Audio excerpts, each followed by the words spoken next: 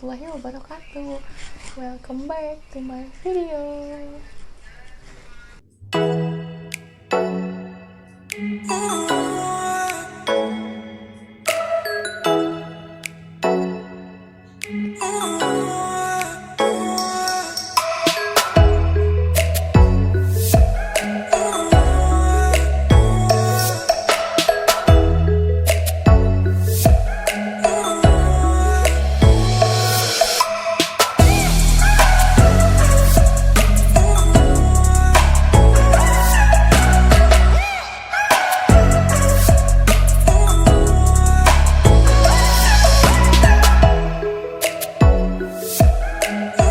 Video kali ini saya akan membahas tentang pembelajaran IPA. Materinya yaitu tentang bagian tubuh dan kegunaannya. Simak videonya sampai habis ya. Surah As-Sajdah ayat 9. Ayatnya berbunyi, Bismillahirrahmanirrahim. Tsumma sawahu wa nafakha fihi min ruhihi wa ja'ala lakumus sam'a wal absara wal af'idah qalilan ma tazkurun. Artinya, kemudian Dia menyempurnakannya dan meniupkan roh atau ciptaannya ke dalam tubuhnya, dan Dia menjadikan pendengaran, penglihatan, dan hati bagimu. Tetapi sedikit sekali kamu bersyukur. Dalam ayat ini, kita diharuskan bersyukur kepada Allah Subhanahu wa Ta'ala karena Allah Subhanahu wa Ta'ala sudah menciptakan seluruh yang ada di alam semesta ini dan telah menciptakan tubuh yang sempurna yang ada di dalam diri kita. Dan ayat ini berhubungan dengan materi yang akan saya sampaikan dan saya jelaskan di dalam video ini. Setiap hari kita pasti melakukan banyak aktivitas, yaitu ada mengambil barang,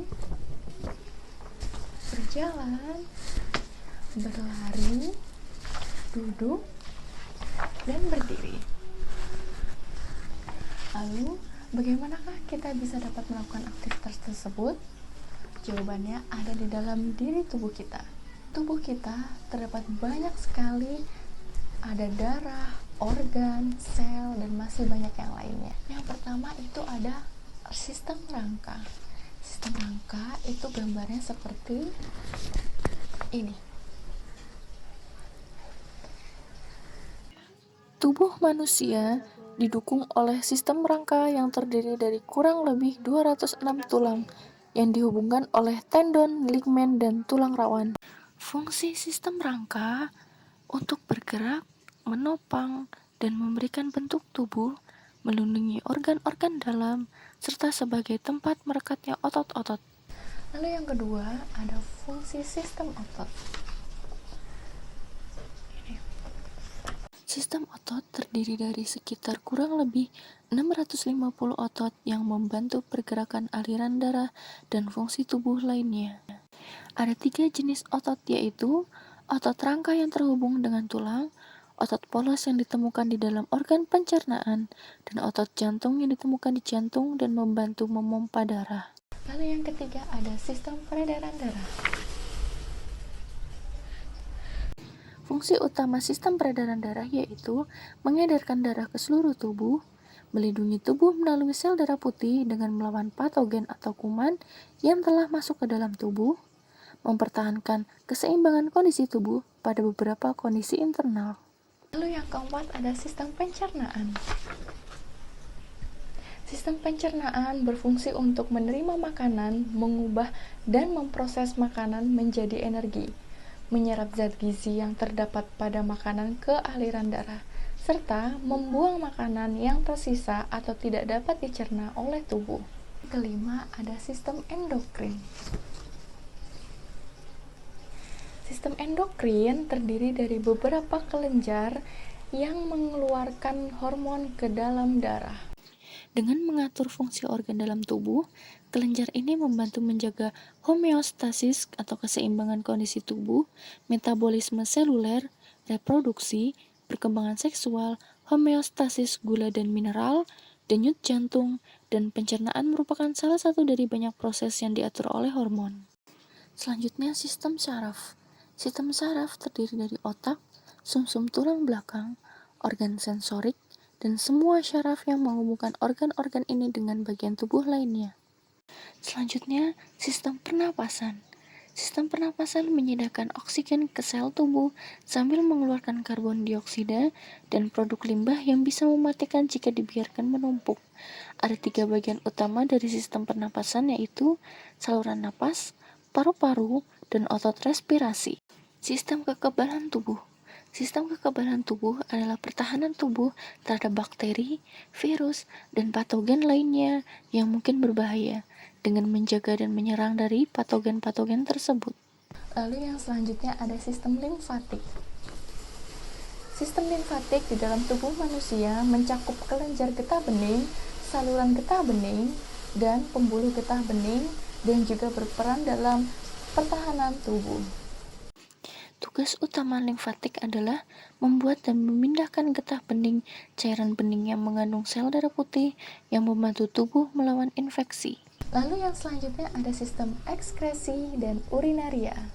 Ekskresi dan urinaria ada di dalam tubuh manusia. Kalau sistem ekskresi mengeluarkan zat sisa yang tidak dibutuhkan lagi oleh manusia.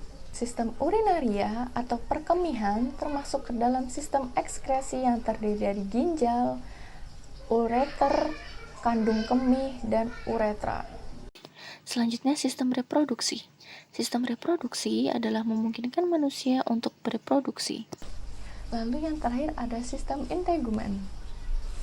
Sistem integumen atau sama seperti struktur kulit, yaitu organ terbesar dalam tubuh manusia.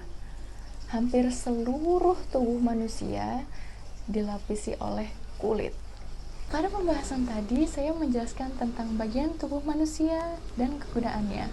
Namun, di video ini, saya mengambil contoh bagian tubuh pada hewan agar mudah dipahami teman-teman semua.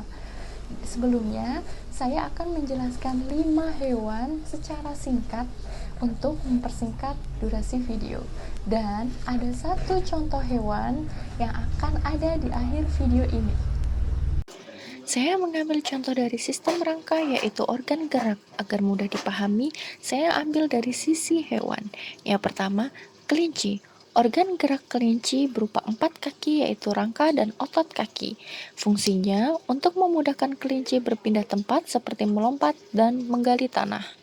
Selanjutnya, katak memiliki 2 organ gerak, yaitu kaki dan tangan. Fungsinya untuk berpindah tempat, masing-masing kaki dan tangan dilengkapi selaput di antara jari, gunanya untuk membantu saat berenang di air. Organ gerak burung adalah 2 sayap. Fungsinya untuk membantu burung saat terbang dan sekaligus mengendalikan arah terbang. Organ gerak kadal adalah dengan 4 kaki. Fungsinya yaitu dapat membantu kadal berjalan di daratan maupun berenang di permukaan air. Hewan ikan juga ada organ geraknya, yaitu pada sirip dan ekor. Ini adalah salah satu contoh video gerak pada ikan menggunakan sirip dan ekor untuk membantu ikan bergerak maju, mundur, berbelok kanan kiri maupun untuk berbalik arah.